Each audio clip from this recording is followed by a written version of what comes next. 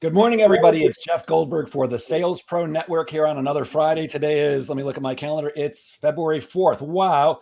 First, I want to say welcome. Thank you for being here today. And it's a short month. February only has 28 days. This is not a leap year, is it? Nope. So make sure that you're pushing hard every day to make your quotas. I founded the Sales Pro Network, as many of you know, to elevate the profession of sales and to help put more money in your pocket. I am a sales coach and trainer, and I work with both individuals and organizations to help them get measurable and sustainable sales increases. And that's my goal to help you too. And as you probably know, every Friday morning at 10 a.m. Eastern, we either do a live training or a live interview with people who can add value to the profession of sales. And once again, today is no exception. I often introduce our guests, and today we've got guests, as a new friend. But today I've got three who all happen to be old friends, not old people, but people who I've known and trust implicitly for Rich, maybe a little bit. So it's my pleasure to welcome Rich Atkins from Improving Communications, Mitch Tobel from CGT Marketing, and Beth Granger. What's the name of your company, Beth? Very, very creative. Beth Granger Consulting. That's what I thought. Beth Granger Consulting. Good morning, Joe Pontius. Fran Cole-Hebler down in Texas. I'm happy to see you here today. I know it's freezing cold down in Texas. I hope your power stays on. If you are watching us live, please do put a comment in and say hello. If you have not connected your Facebook account to StreamYard, we won't know who you are unless you put your name in there. So if you're not connected, if you're going to put a hello, please put your name in there. And if you're watching this on the replay, please put replay in the comments so that we can know who watched us later on. Let's take just 30 seconds each so you can introduce yourselves and say what you do, because today's program is about what you shouldn't do to market yourself in 2022. And really, I do have three experts for you. Rich, would you just take 30 seconds to introduce yourself and say what you do? Sure. Improving Communications, located in New York, London, and Dublin.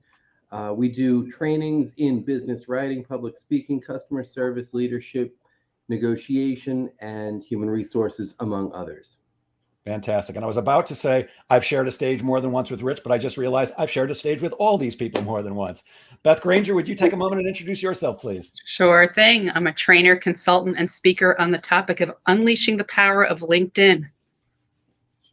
And a leader of a networking council called American Business Associates. Absolutely. I would not leave that one out, Beth. You're fantastic at that. Mitchy? Yes, Jeffy.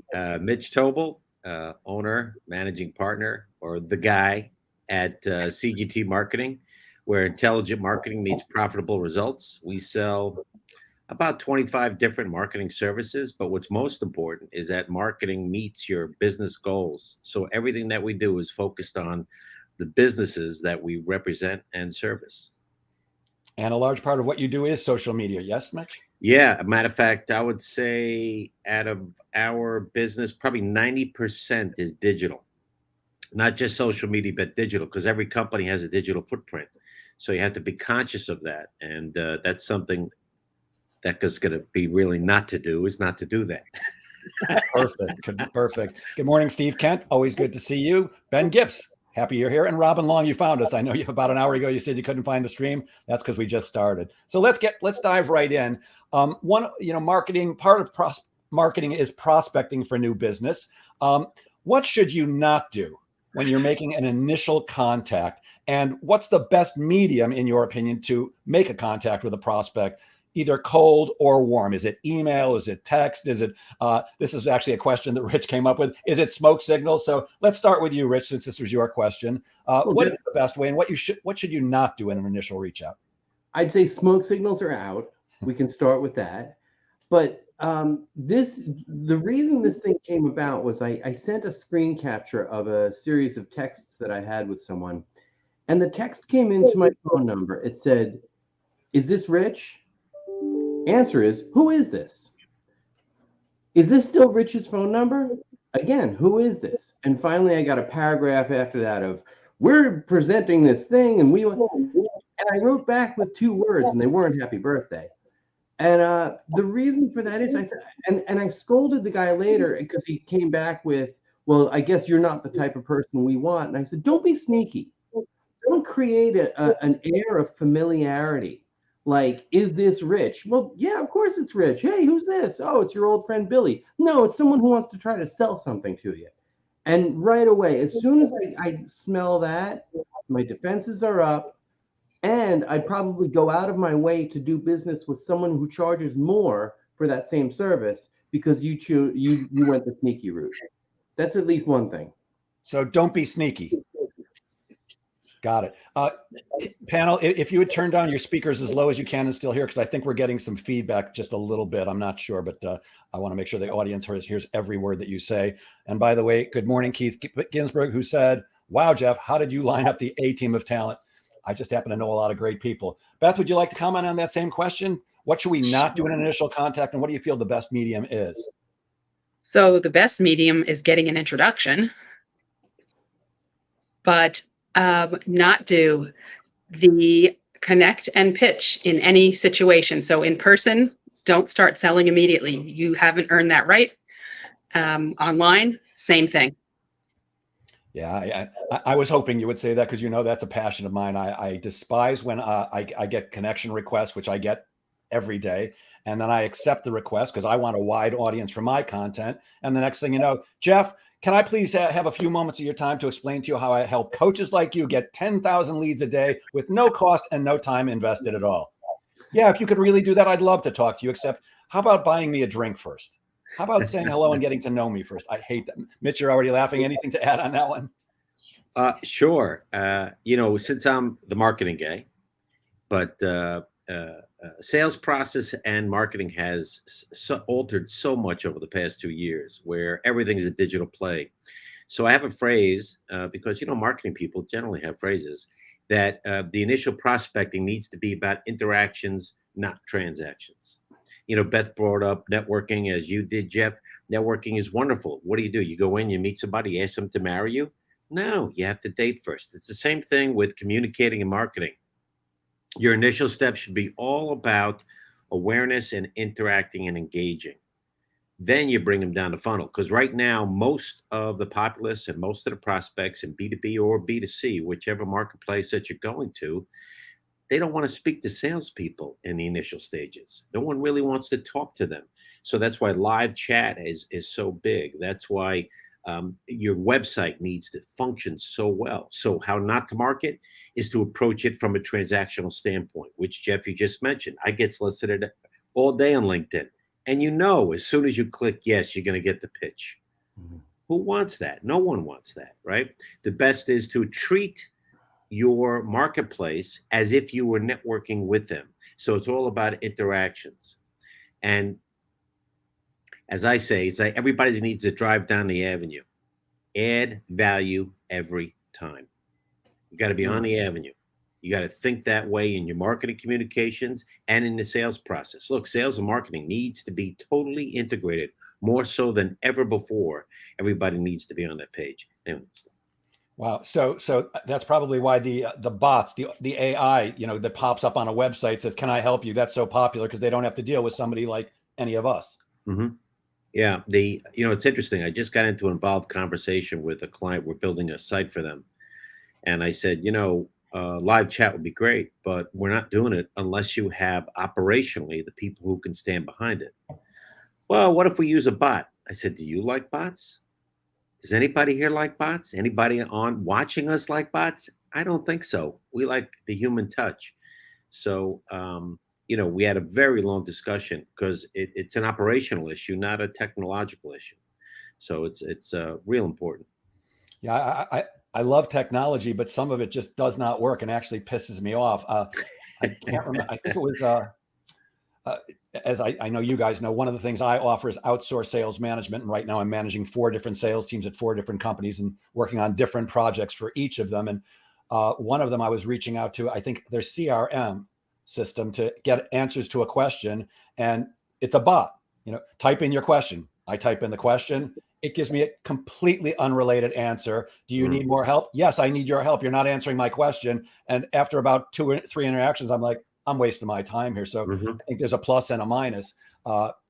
There is no replacement for a live human being, but we have to act in the right way. We have to come from, I'm here to serve you. And that's, I think, in any outreach or any interaction, we need to be coming from a place of service as opposed to a place of desperation, which so many salespeople have. I call it having commission breath. Prospects can smell commission breath and they hate that. because they don't care about our need to earn money. What they care about is them. So we really need to be speaking to that. Mm. Can I add something, Jeff, to what you were talking about, the bots? I think Please the do. key is, and it connects to what Rich said, it's not being sneaky. So when something is an automated thing, let people know it is. Hey, this is your automated assistant. If you want a real human, type human or something to that effect. Mhm. Yeah. Keith Ginsburg says bots for cleaning carpets and floors. I'm not sure if they have that. And Robin Long agrees. It's very frustrating. Yeah, it can be horrible. Yes, there's Roomba. Yeah. Oh, yeah. Absolutely right. Sometimes you guys know I do stand-up comedy on the side. Sometimes I just don't get the joke. Rich wrote something to me yesterday about what was it about Massapequa, Rich? Oh, matzo pizza. We've heard that. Yeah. We were meeting at a restaurant in Massapequa, and he wrote, "I'll see you in Matzo Pizza," and I'm like, "Sorry, I'm not getting the reference." Duh. We had the What about benefit of growing content? up in Long Island, or failing to grow up in Long Island. Well, I grew up in Chicago, so maybe that's it. What about content? How should you come across in your initial contact? Do we want to be brash and bold? Do we want to be respectful and humble? Should we be bowing down? How should we be coming across in that initial outreach? Let's start with you, Mitch. Okay, initial outreach. So from a marketing standpoint, that has to be pre-decided, right? Marketing not only is a visual medium, but it's because it's all copy now. The tone of the copy has to represent the brand. So that all stems from and here's what not to do in marketing is not truly understanding your audience. Know who they are, the behaviors, the type of person they are beyond the demographics. You need psychographics. Are they high income earners, right? Do they get pissed off at bots? I mean, you need all that information. So once you have that, then you create a brand in the quality and tonality of all the copy. So your question is incredibly on point, because should you be pushy? Should you be fun? Should you be irreverent? Should you be sarcastic? That goes to the culture of the company, how it represents the brand of the company, how it should be positioned in the marketplace, and then finally the actual company itself, what industry it's in. Now, you could take a lot more risks when you're an Oreo, right? I mean, Oreo does a wonderful job in social because they don't care. They can be fun. Everybody knows what Oreo is. But if you're a industrial manufacturer of hyperboloid connectors, not so much. You're talking to engineers. Even though engineers have a sense of humor, you can be light. You need a level of seriousness in the copy. So the tone of the copy has to be, in my mind, real important. Rich or Beth, anything to add to that one? Sure. I'll just echo what Mitch said. Culture is everything. I got someone applying for a job when I didn't even have one advertised, and her email was so off the wall. It was just so wildly breaking the rules. So many of the business writing formality rules I had, I said, I've got to find out more. That person went on to work for me for about 3 years. She was good. She had a good approach, a good attitude at the time, and it was just the right fit. And it was so funny that that's the thing that engaged me in that moment. You look at a JetBlue; they're fun, and their whole idea is we want a fun business adventure together, and we want to get you where you want to go and enjoy it at the same time. You don't see that if you look at the other airlines, not so much. Insurance, look at their messages. And you start to see we're all trying to be fun. We're all trying to be zany and goofy. So I think, as Mitch said, audience awareness is key. The more you know about your audience, the more empowered you are, and the better you can say things to them that will reflect their values, their interests, their goals. It's interesting that you point that out with insurance, because I know every time I see the Liberty Mutual commercial with the emu, it's funny. I'm not looking for a funny insurance company. I want my insurance company to be solid and be there when I need them. If they're going to be taking my money every month on the off chance that I eventually need them, I want solidity. I want to know that they're going to be there. An emu, that doesn't do it for me. It's cute, but doesn't do it for me. It doesn't do it for a lot of people, by the way. Yeah. It doesn't do it for my dog, by the way, because every time he sees the emu, he goes barking at the TV. Well, the path that the insurance companies are going down is because of the impact of the money that was put behind the Geico, right? They established that an animal figure could be an effective spokesperson, but all these other companies are not getting it. in my mind, it's the emu is off. Yeah, or the Aflac duck. That's a great one. I mean, anytime I meet somebody from Aflac, I immediately go quack quack. I mean, it's brilliant. That's brilliant marketing as far as I'm concerned. Yeah, but what do they do? They're an insurance company. Nice. I mean, I happen to know what they do. They offer supplemental insurance, Right. and they're actually Right. very inexpensive and great coverage. I think everybody should have it. Mhm. But I don't know if they're clear enough with that. Mm. You said something else though. How important is it to? Should we be trying to look like everybody else, or should we, or at least should we be following leaders in the field? And the person that comes to mind for me is Gary Vaynerchuk. The guy's brilliant at marketing himself, but he's off the wall. He certainly speaks his mind. He dresses the way he wants to dress. He uses foul language. I mean, he's amazingly successful. Should we all be trying to do that, or how important is it for us to be our authentic self, as opposed to the way we think people should want to see us? Beth? I'll start with that. And I think there may be a difference when it's an individual versus a brand. So as an individual, I think you should be yourself. As a brand, you have to decide what that is. And everybody should be communicating in that way. So if the brand decides they're irreverent and funny and whatever, then all the communication should be that way. But if they want to be kind of the example you gave with insurance, if they want to be seen as rock solid and whatever, then they're going to communicate that way. Rich? I had to go look at our values that I have posted there. I remember when we created them, I hemmed and hawed, should fun be one of them? It is, and at the same time, directness. So I had someone, when I was creating the website, by the way, just to touch something Mitch said before, and Beth as well, a website should get someone to the information that he or she wants as quickly as possible. Same thing with phone tree menus, all of that stuff that make us crazy. But going back to values, I wanted to make sure that what we were doing reflected our values, and so that's being authentic, and fun and irreverent is definitely part of it. At the same time, the other people who work in the company have to find where they belong in that. Correctness is a big part of it. And I had a marketing guy come to me 20 years ago and say, you need more sexy titles for your courses. Effective business writing. That's not sexy enough. Writing like a superstar. And then I went to someone else who said, no, that's not you. You're into accuracy. You're into being plain and being clear. And that's not what you should be doing. That resonated with me. Mitch? So I have a lot of thoughts on this. I'll keep it brief. No, you don't have to. I'm always And you're my go-to guy for marketing, Mitch. And you don't have to keep it brief with me. I love every word you say. Yeah. Anyway, so Beth is right. If it's an individual marketing their own brand, first of all, the culture of our digital ecosphere is one of authenticity and transparency.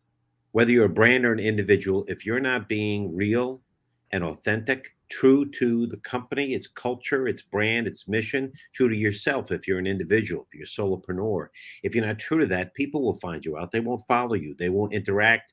They won't look at you as a resource. So I would say authenticity is like a number one thing. And that's I jotted down some ideas how not to market. Not being authentic is one of them. Right. So I very much, when we take on a client, I very much want to understand the culture that's behind the brand, because the culture in the company represents the brand. Every single touch point, a phone call, a post, an email, someone talking to you about that company represents in sum total the brand. It all needs to be coordinated and all authentic.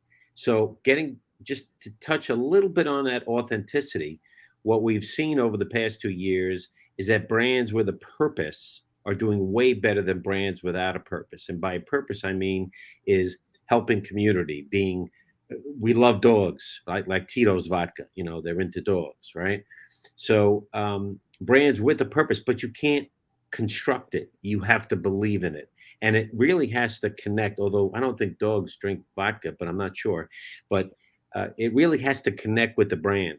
So we're always instructing our clients. I love it. Like this brand new client, they invest in education. it's a means to an end because it'll drive the students to their products when they graduate. But really, it's incredible the amount of money they're investing in educating people in this industry. I said, this is beautiful. We don't have to create anything. You're a brand with a purpose.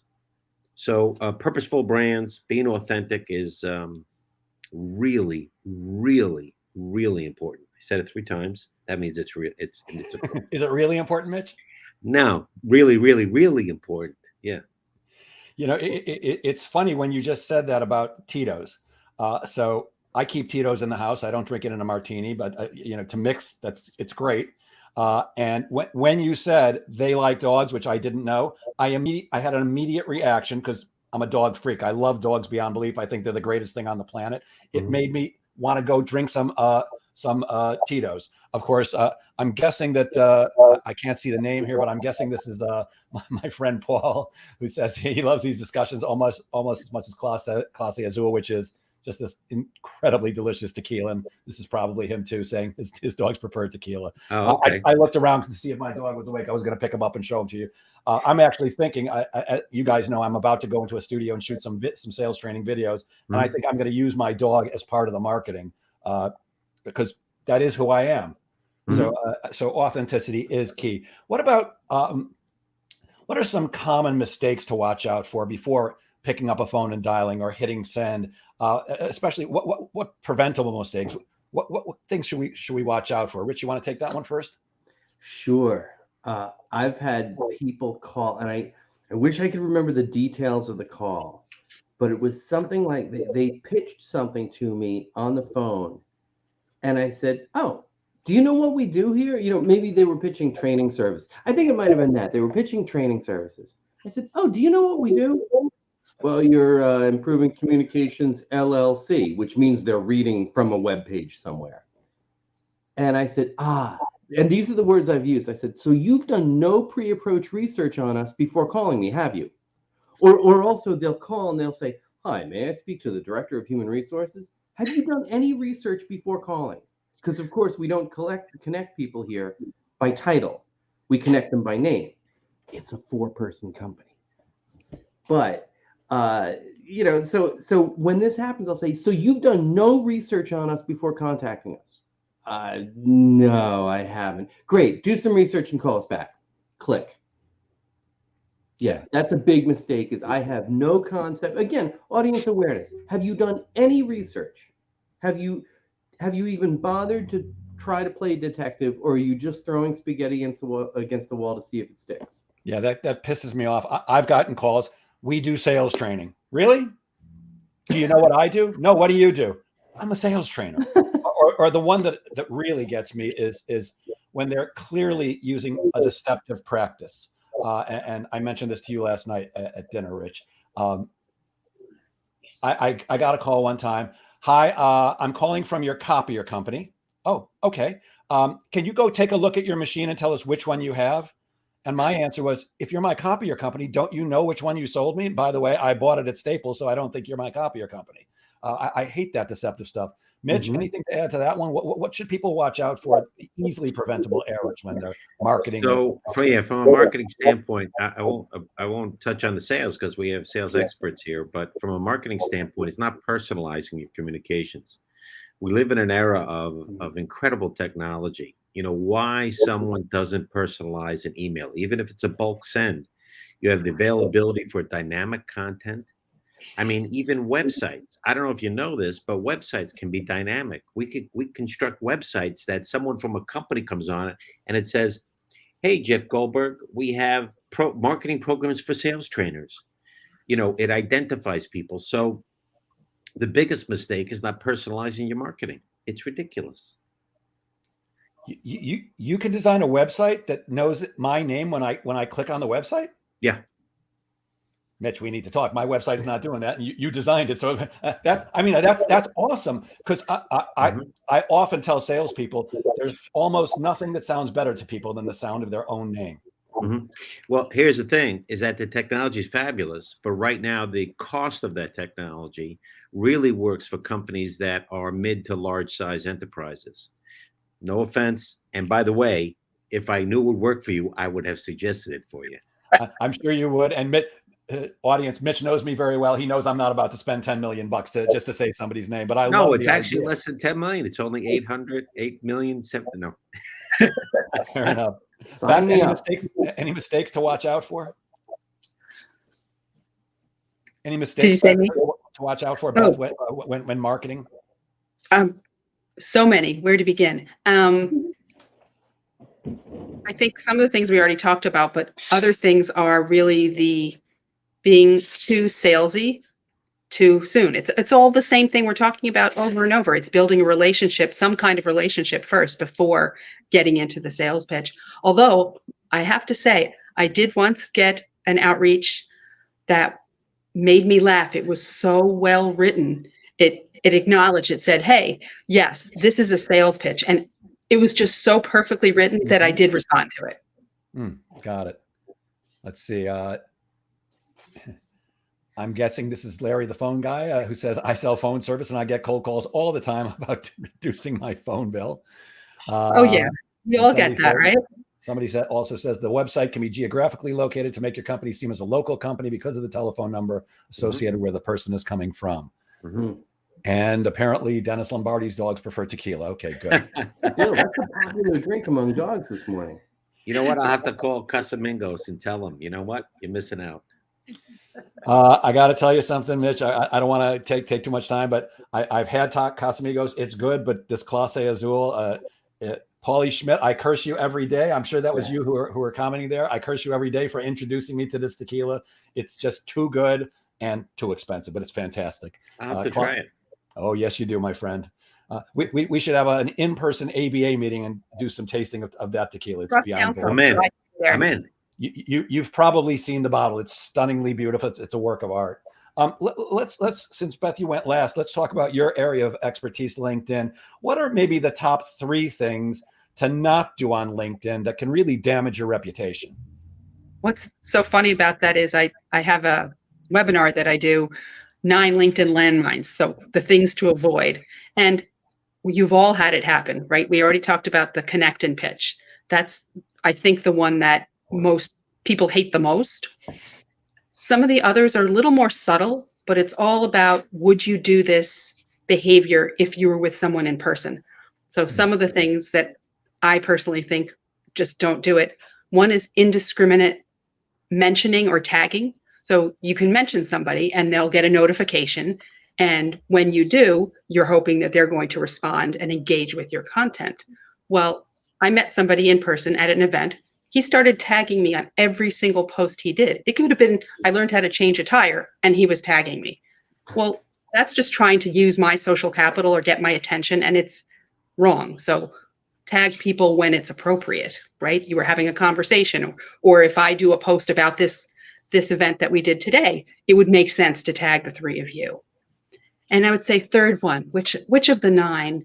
All right, this is also very subtle, but it just sounds weird. Your about section, where you're talking about yourself, put it in first person. I don't want to come to someone's page and it's as if someone else wrote it. If it said, Mitch Tobel is the best marketing guy ever. No, they know you wrote it. Use I. And I know people are uncomfortable with that, but you can use I, but still have it be about the person who's reading it. I love that about section because it's a chance to speak directly to your audience. And I personally, anybody who's going to sell me something, I'm checking out their LinkedIn profile before I get on the phone with them or a Zoom call. I mean, it's just this great resource to do that. And by the way, the same thing happens on Facebook. I'm constantly getting people that I have to approve something that they want to put on my profile. No, I'm not posting your stuff on my profile unless it's something cute about a dog, maybe. But ask me first before you want to use, like you said, my social capital. Yep. Rich or Mitch, anything to add on that one? Yeah, I've been getting emails lately that are addressed to hello, comma, dear, comma. I guess I'm referred to as dear by some people, which is great. People I don't even know. You live in Deer Park? I was going to say that's probably somebody who doesn't know you. I don't think I would call you many things, but never dear. Talented, sweet. So these, as has been said before, lack of personalization, lack of care, just spray and pray. See what happens. That's a huge mistake. Another huge mistake to make is lack of mistakes, errors, things to avoid. When I see um, someone write the word till instead of until, we'll be open till 5. And I read that and I think, do you know who we are? Like, we're improving communications. We teach this stuff. I get it. I understand colloquial speech. I understand slang, jargon, familiar speech. But if you're making an initial contact and you've taken shortcuts in writing and you're writing to us, that's not going to go well. If you're applying for a job, you've got mistakes in your resume, punctuation errors, things like that. When I'm at a presentation, Jeff, I was telling Jeff about this last night. I went to a presentation and the presenter, it was on verbal judo.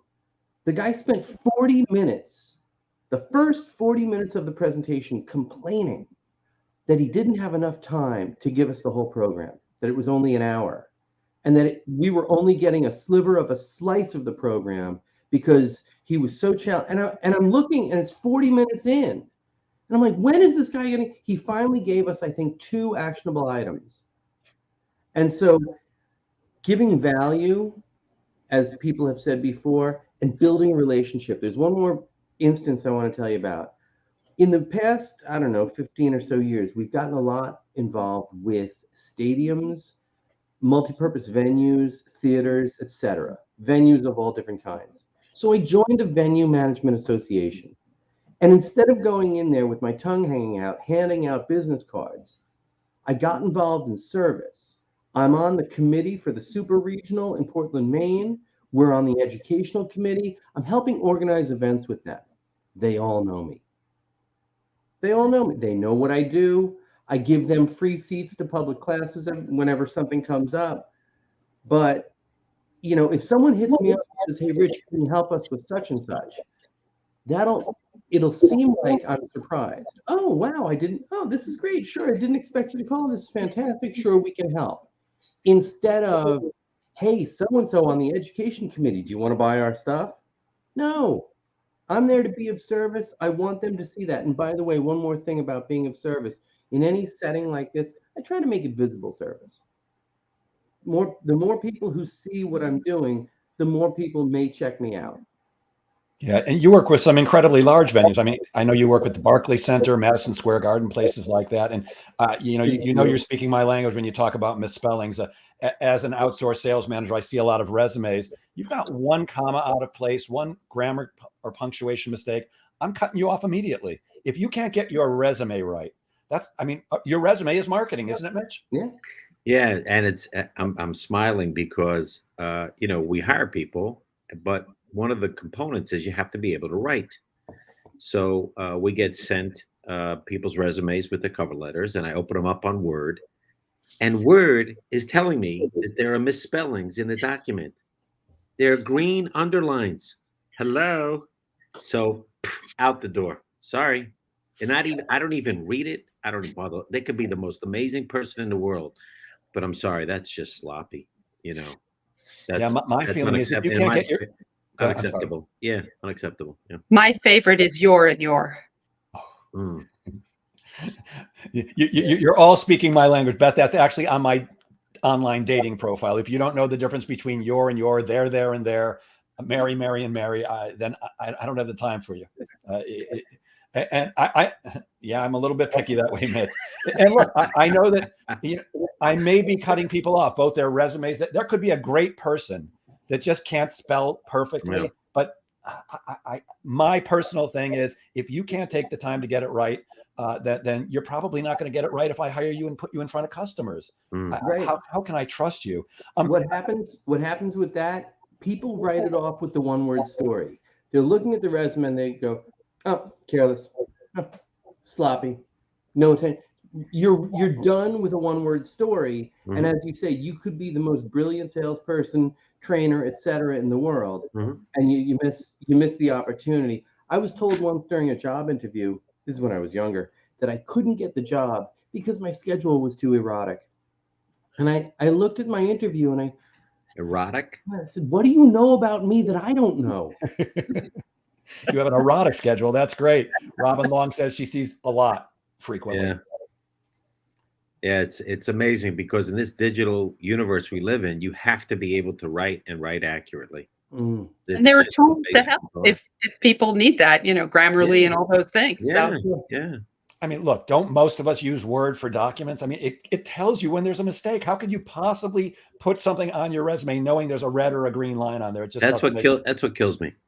Yeah, well, just if they shake have my that head. turned off, if they have that feature turned off, they're not going to see it. Hmm. Yep. And it does become rather an annoyance if, for instance, you're using a brand name and it keeps on coming up. And it's like, I want to stop seeing that. Well, you could train identify. Word to accept it, by the way. True.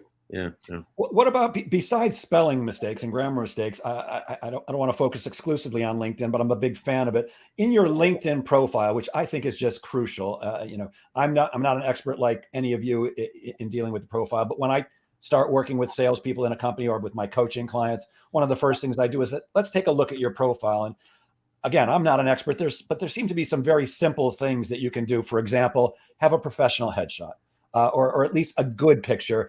You want to hold up a fish on Facebook, that's great, but LinkedIn's not the place for that. What are some of the other things that we should be aware of that when marketing ourselves in our profile? Beth, let's start with you. sure. Well, you said the photo. I mean, there's some really funny ones. Somebody's arm cut off from like they were at a group function or whatever.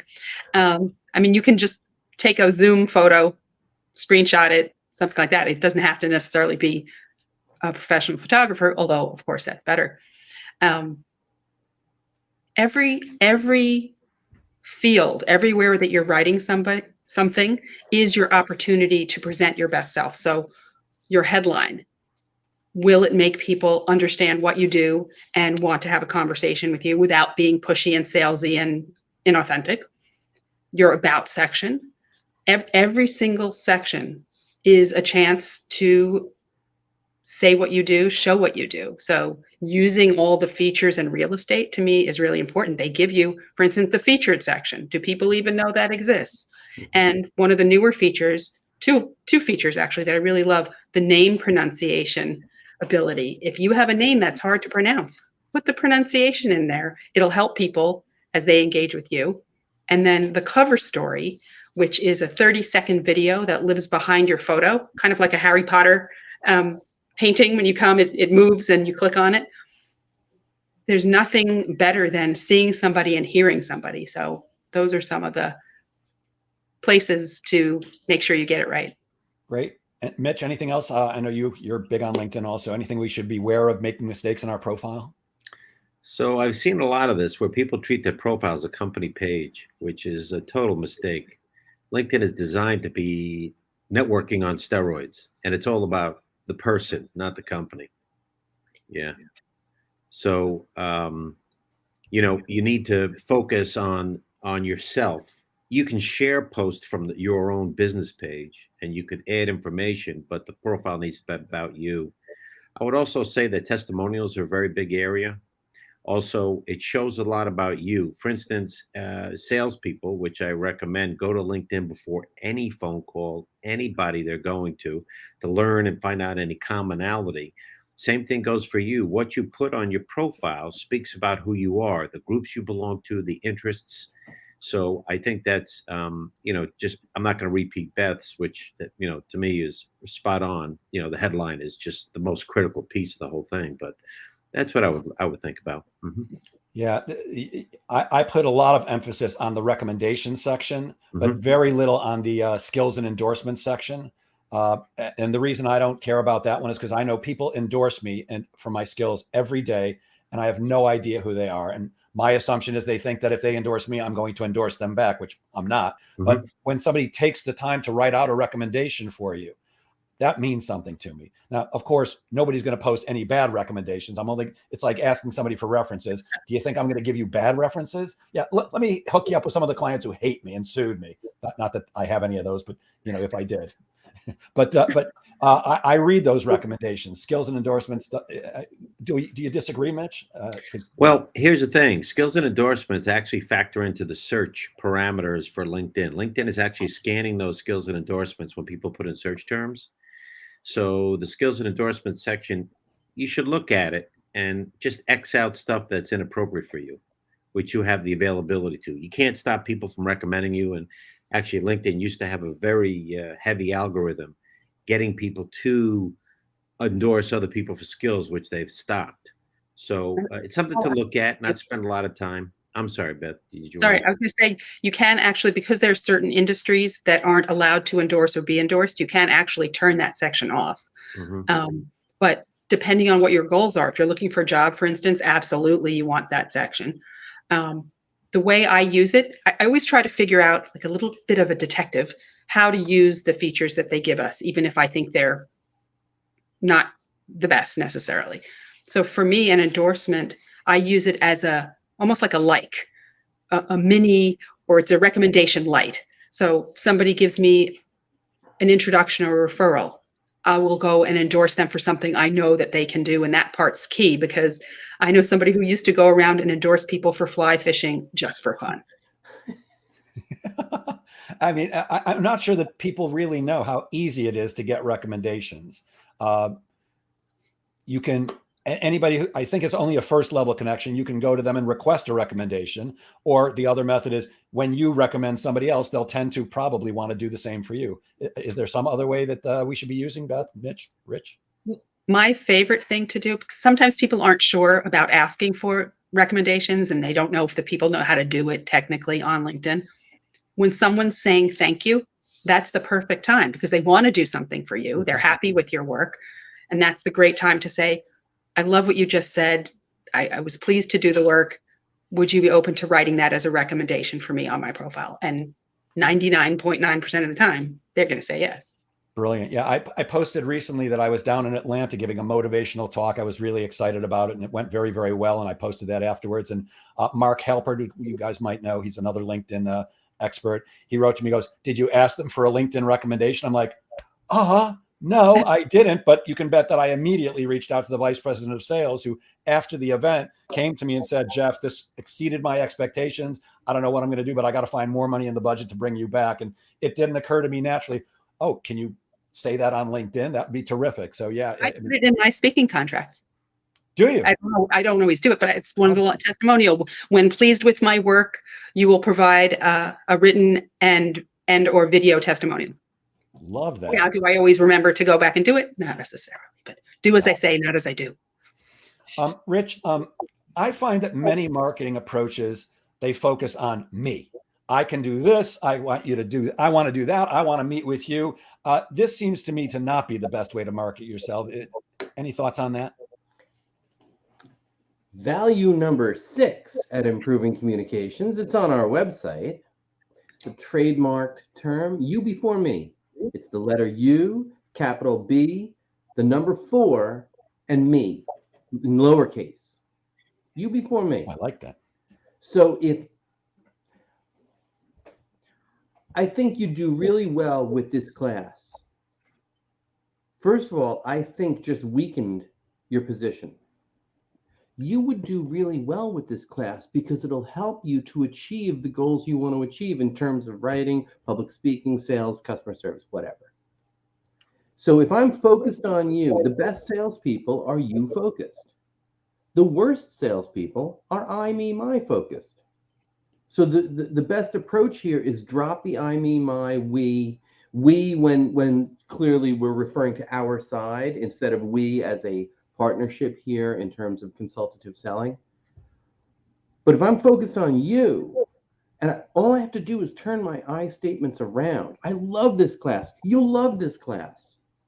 Take the I and focus on you. Focus on the other person. It's all about the customer. We know that. And in customer service, it's all about the guest. So those people who are focused on the audience, focused on what they're going to get, focused on the benefits they're going to get, there's the win.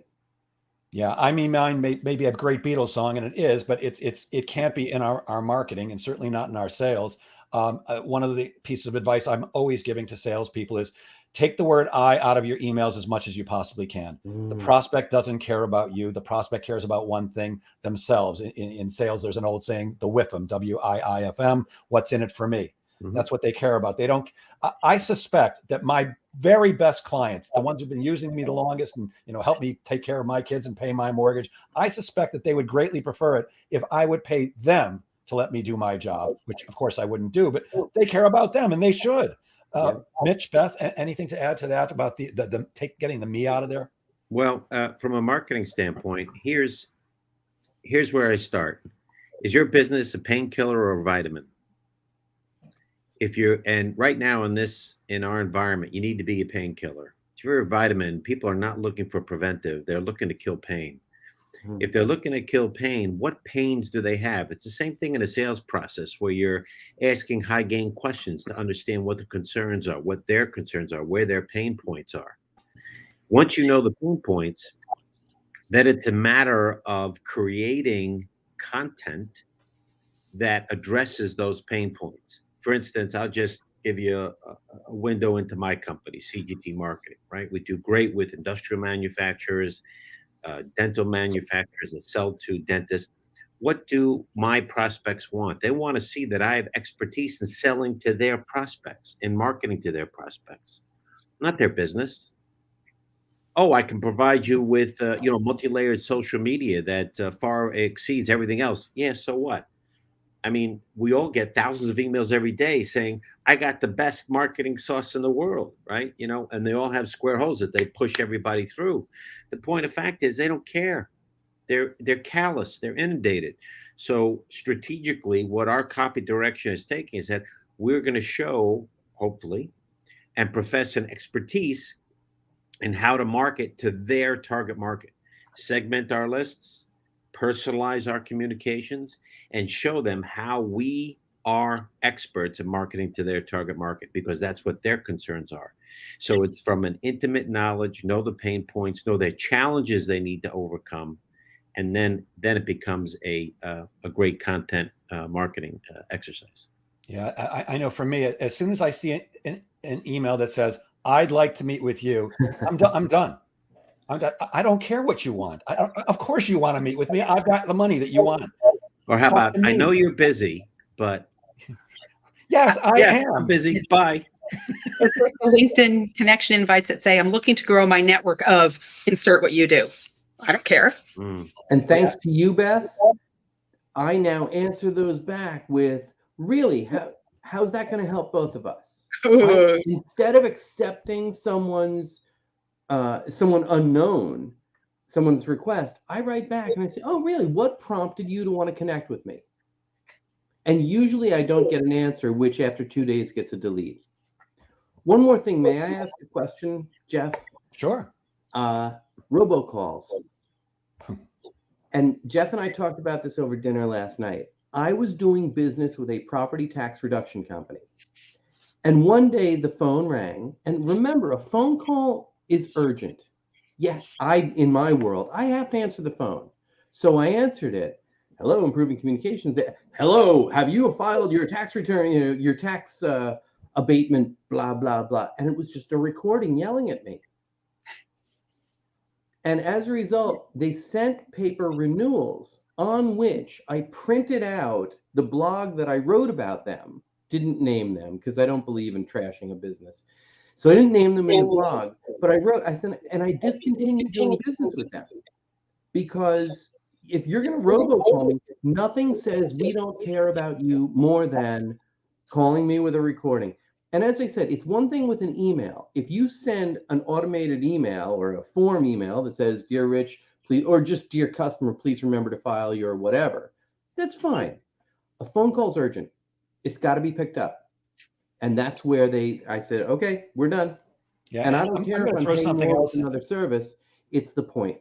Yeah, I'm going to throw something else in that when you actually do engage with somebody, use your ears. Start listening to what they're saying. I had the most unbelievable call a couple of weeks ago. So, I was in Atlanta. I caught COVID somewhere on that trip. And I think I got back on a Friday, and Tuesday night, I wasn't feeling horrible, but I wasn't feeling great, low grade fever, achy joints, stuff like that. So it wasn't like I was miserable, but I had just sat down to dinner. I had cooked myself a dinner. I just put the plate on the table. I was about to put the first forkful in my mouth. I've got, I think, South Park on the TV. I'm just about to watch an episode that I hadn't seen, and the phone rings. I'm like you, Rich. I'm going to pick up the phone because you never know what it is. It could be something interesting, could be a business opportunity, could be anything. And it turned out to be a guy who had an appointment to speak with me the next day to sell me something for one of my clients. And he said, "Is this a good time to talk?" I said, "As a matter of fact, it's not. I've got COVID and I just sat down to dinner." And his response was, "This will only take a minute." I was really stunned, and I gave him about 20 seconds. I said, "I'm not sure that you heard me. I just told you I'm suffering from COVID and I just sat down to dinner." He goes, "I'm almost done." I said, "No, you actually are done. And if you think I'm getting on the phone with you tomorrow to talk about your product, you've lost it. I'm not going to be there." So use your ears, salespeople, and marketers. I think they need to use their ears too, because if you're not listening to what your prospect is really, your client really needs and what their market's looking for, you're missing the boat. Mhm. Can we talk can't a little remember- about content? Oh, go ahead, Rich. I can't remember which salesperson it is who I have a relationship with, always begins the call with, "Is this still a good time to talk?" It's so respectful. It's such a perfect way to open. And always the answer is yes, we scheduled it. But what a great opening. See, I actually don't do that because there's almost never a good time to talk. If this guy had just started, I might have had a brief conversation with him, or I might have interrupted him and said, "Hey, this is not a good time," because that's what I believe. If it's not a good time, people will let you know. But when he comes out and asks me, "Is this a good time?" and I say, "No, I'm sick and eating," to continue on, it was beyond stupidity. I want to talk just a little bit about. Oh, I'm looking at the clock. I think I need to make these 4 hours because these are always such great discussions. Content. I like content marketing. I'd rather post regularly and than pick up a phone and cold call anytime. Now, I still believe that cold calling is one of the most effective ways to fill up your calendar with appointments if you know how to do it well. I just don't want to do it myself. What about reusing the same content on multiple platforms? Is that good, bad? How do we handle that, Beth? So it's an interesting question, and I get it a lot. I'm sure Mitch does as well. For me, each platform has its own personality. So I believe that there are things that you can share sometimes on multiple platforms, but not always. So for instance, you're not going to take a tweet and put that on LinkedIn with the hashtags in between what you're saying, and you're not going to take an Instagram post and put that on LinkedIn, for instance. But there are times where I believe you can use similar or the same content depending on what it is. So it's really just thinking about it before you do it. It's not a mass blast of the same thing to every platform. Got it. Mitch? So this is a problem of the ages because we do analysis, and let's say a client has 4 channels, right? Facebook, although they dropped $200 billion, which is another issue. Twitter, LinkedIn, Pinterest, whatever. TikTok. And you have content development. To make it efficient, you really want to develop one content, but rewrite it for each platform. Beth is correct. There's a different environment, a different accepted norm on each channel, even though LinkedIn and Facebook are sort of headed down the same path, unfortunately, because LinkedIn has become kind of swampy and Twitter is just a total swamp unless you navigate it really well, and it drives horrible traffic. So what we do is we have a basic content strategy that we follow it. We create content ahead of time, and then we repurpose it for each channel. We may publish the same content post, but it'll be rewritten.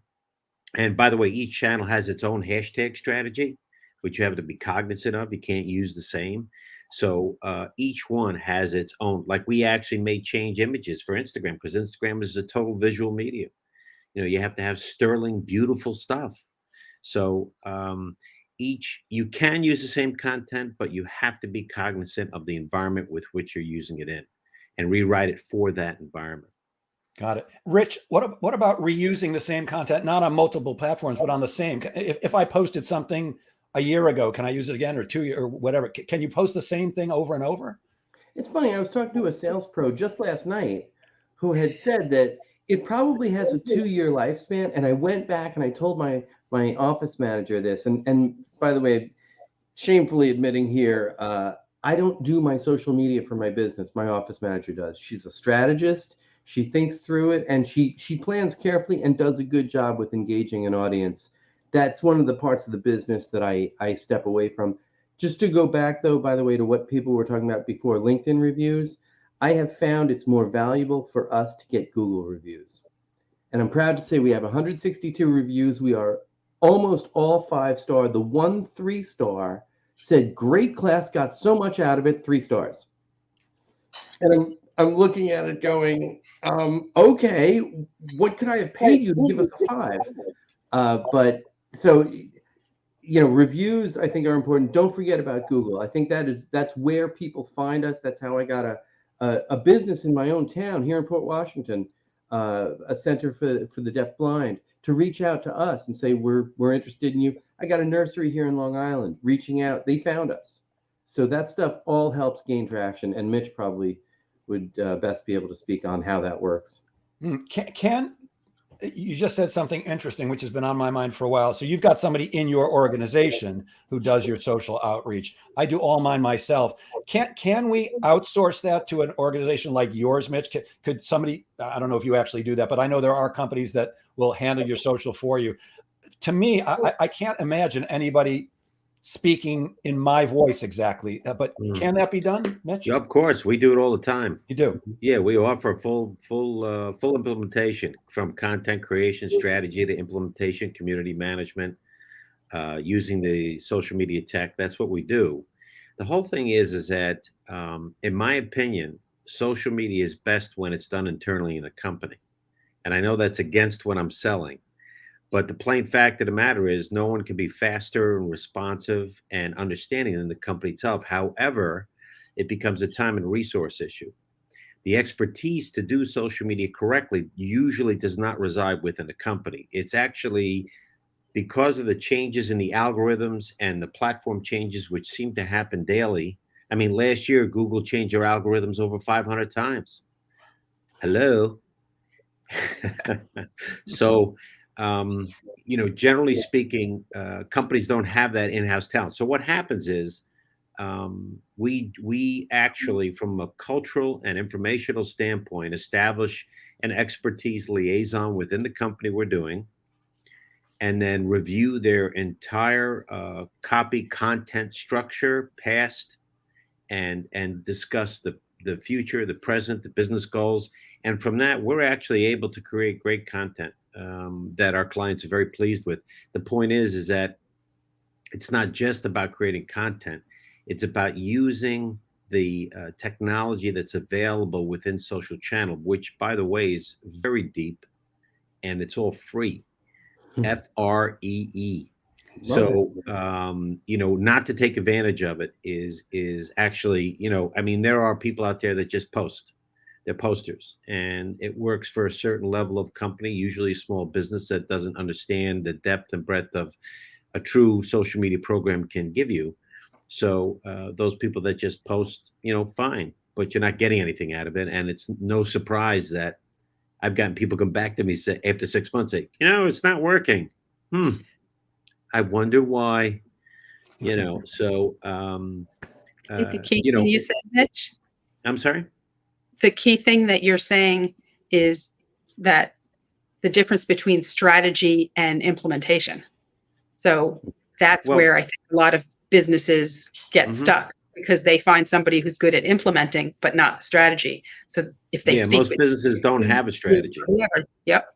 But even implementing, you could be a great poster, but you're still not touching the, you're touching just 1-2% of what's available through the social channels, which we're almost out of time. I want to ask one more quick question. How important is it to take into account that so many people are reading your social stuff on mobile? And do we have to take that into account? And how do we do that? Are you kidding me? The whole world is mobile. Oh my gosh. All the websites we manage, across the websites over the past 2 years, the increase in mobile devices, not only the phone, but the iPad, has increased dramatically. So everything has to be available on the phone. I see responses from social campaigns. Most of it is through the mobile applications for each social channel. So critical. Got it.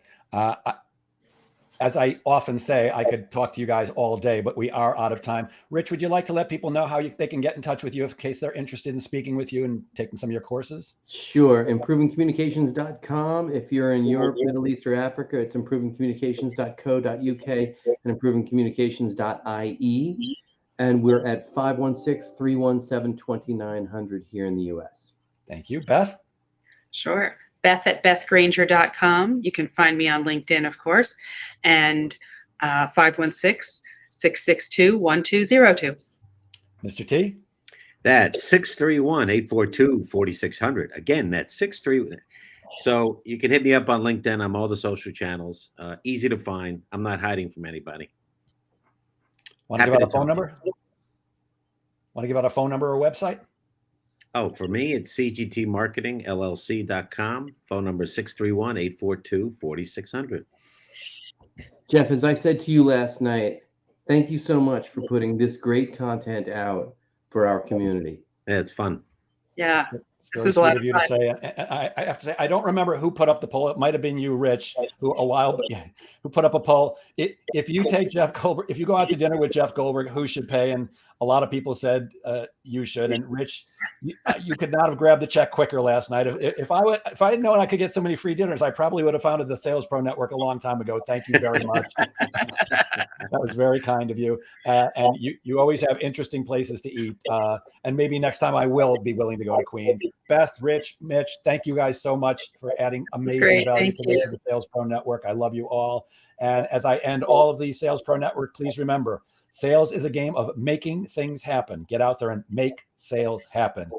If you're in the path of a storm, stay safe, stay warm. Have a great weekend, everyone. Bye now.